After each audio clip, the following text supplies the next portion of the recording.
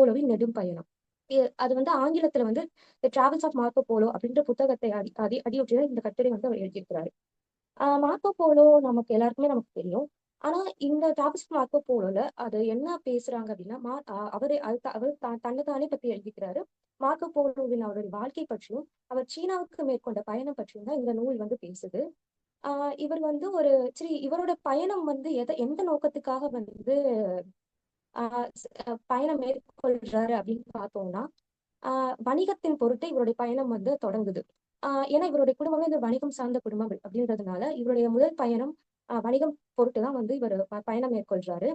அப்படி அவர் முதல்ல போறது நாடு வந்து சீன நாடு. இந்த சீன நாட்டுக்கு போறதுக்கு இவருக்கு எடுத்துக்கொண்ட காலம் வந்து 9 ஆண்டுகள். இவர் அந்த சீனாவை சென்றடையறதுக்கு 9 ஆண்டு காலம் ஆகுது.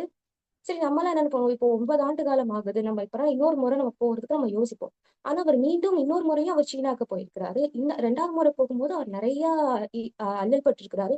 அதெல்லாமே இங்க வந்து குறிப்புகளா வந்து ஆசிரியர் வந்து கொடுத்திருக்கிறாங்க. அப்படி அவர் 2வது முறை போய் அங்க சென்று சேரும்போது, அங்க வந்து மன்னராக இருப்பவர் வந்து குப்லா கான் அப்படின்ற ஒரு மன்னர் இருக்கிறாரு. இவங்க 2 பேத்துக்கும் நட்பு ஏற்படுது. இதுக்கப்புறம் சீனால அவருக்கு நடந்த விஷயங்கள், அவருக்கு அங்க என்னென்ன பார்த்தாரு, அங்க என்னென்ன மாதிரியான இவருக்கு பதவிகள் கொடுக்கப்பட்டது, இந்த மாதிரியான செய்திகள் தான் வந்து இந்த முதல் கட்டுரைகள் சொல்லியிருக்கிறாங்க.